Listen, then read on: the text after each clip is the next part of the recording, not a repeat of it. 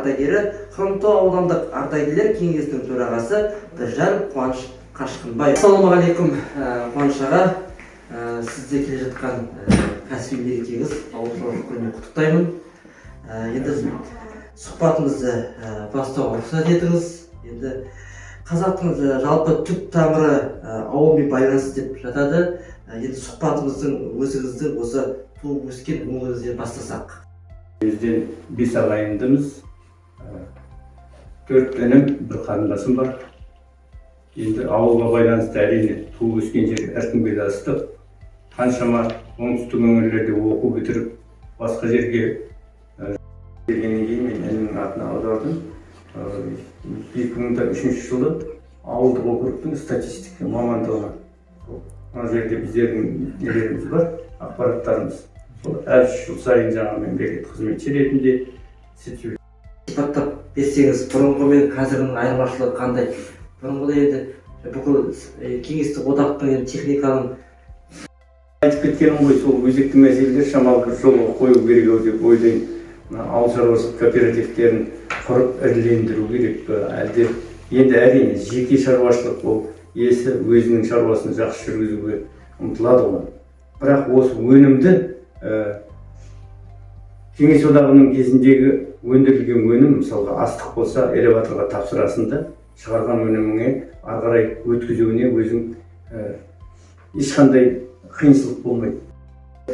Бүгінгі сұхбат барысында кезекті бір туған өлкеге, ауылға арнасып дейміз.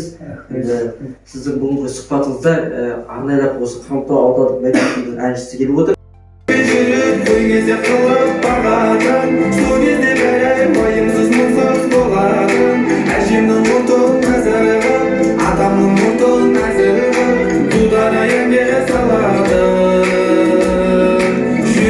Құрамында қанша адам бар дегендей.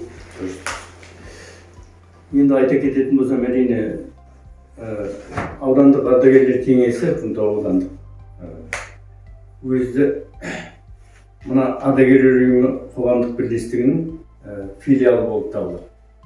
Мемлекеттік қызметші кезіндегі жаңағы біздерде мемлекеттік қызметшілердің Ақтөбе облысының әкімдігінің атынан Константин Петров дейтін болды.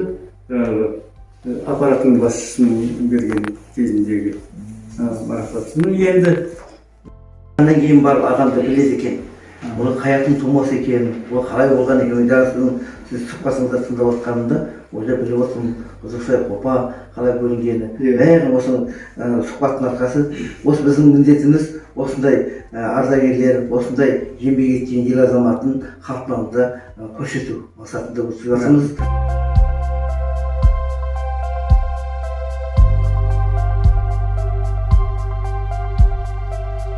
Құттықтаймын. Енді осы Инстаграм тікелей эфирді пайдаланып отырып, тілегіңізді жолдасаңыз болады.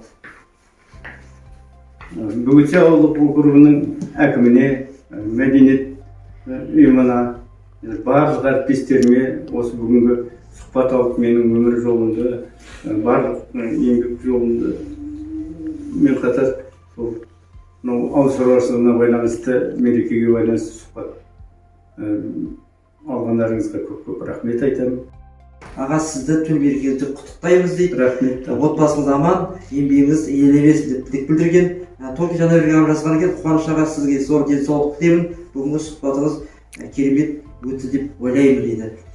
Күні Бектұрғанға жазған екен, бүгінгі төл мерекемен құттықтаймыз. Алдағы жұмыстарыңызға сәттілік тілеймін деп тілек білдірген екен. Рахмет. Керемет.